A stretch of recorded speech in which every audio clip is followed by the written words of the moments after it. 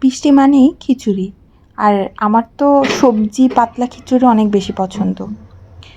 তো কালকে, এটা গতকালকের ভিডিও, কালকে ঠিক এই সময়ে খুব সবজি খিচুড়ি খাওয়ার ক্রেভিং ওঠে। আর ইদানিং কোনো কিছুর ক্রেভিং উঠলে সেটা বাদ দিতে পারি না। তো যাই হোক, আমার বাসায় সবজি ছিল না, আর অত রাতে সবজিই বা আমি কোথায় পাবো, যার কারণে শুধু মিষ্টি কুমড়া আর আলু দিয়েই খিচুড়ি রান্না করি। তো আমি এখানে 3 রকমের ডাল দিয়েছি। আমি সাধারণত খিচুড়ি রান্না করার সময় ডালটা একটু বেশি দেওয়ার চেষ্টা করি। তো যাই হোক, আসলে বৃষ্টি মানেই খিচুড়ি, খেতেই হবে খিচুড়ি। হোক সেটা ঝরঝরে খিচুড়ি, হোক সেটা নর্মাল পাতলা খিচুড়ি, যেটাই হোক না কেন আমার খেতেই হবে। আর শীতের সময় সাধারণত আমরা সবজি খিচুড়ি বা পাতলা খিচুড়ি খেয়ে থাকি। যদিও আজকে আমার খিচুড়িটা একদম পাতলা হয়নি, যেরকম চেয়েছি, একটু ঝরঝরে হয়েছে। তো যাই হোক, ব্যাপার না।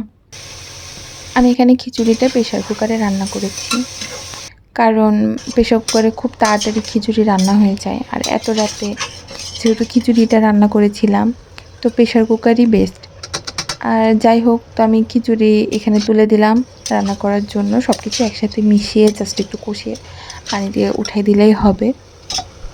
আমি মোটেও সবজি খুব একটা পছন্দ করি না, কিন্তু সবজি খিচুড়ি যখন রান্না করি তার মধ্যে সবজি দিয়ে খেতে আমার খুব ভালো লাগে। ছোটোবেলায় আম্মু আমাকে এভাবে সবজি খাওয়াতো। তো যাই হোক, আমি এমনিতেও জাঙ্ক ফুড লাভার। সবজি, খিচুড়ি, বিরিয়ানি এগুলো আমার অনেক বেশি পছন্দ। তো মাঝে মাঝে মনে হয় যে একটু ডায়েট করব, কিন্তু এইরকম যদি মিডনাইটে ক্রেভিং ওঠে তাহলে কি ডায়েট আর হয় বলেন? তো যাই হোক, আমি এখানে সবজি খিচুড়ির সাথে খাওয়ার জন্য মুরগির মাংস রান্না করে নিয়েছিলাম। মুরগির মাংসটা আগেই রান্না করেছিল। তো আমার মতো কার কার এরকম মিডনাইটে অদ্ভুত অদ্ভুত ক্রেভিং ওঠে অবশ্যই জানাবেন।